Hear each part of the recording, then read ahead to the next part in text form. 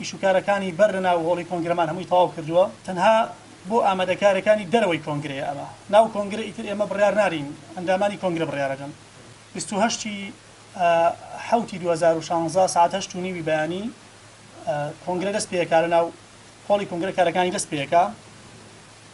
وهروەها لە ناو هۆڵی کۆنگرە جگە لە هەندێک پرسی هەنووکەی و پەیڕەوی ناوخۆی حزب ئەوەی کە گرنگە ئێوە بیزانن مەسئلەی دەنگدان و هەڵبژاردننی شورای ئایندەیە هەندێک جیاوازی ئەم کۆنگرەی لەگەڵ کۆنگرەی پێشوو هەیە کۆنگرەکانی پێشوو بەرپرسی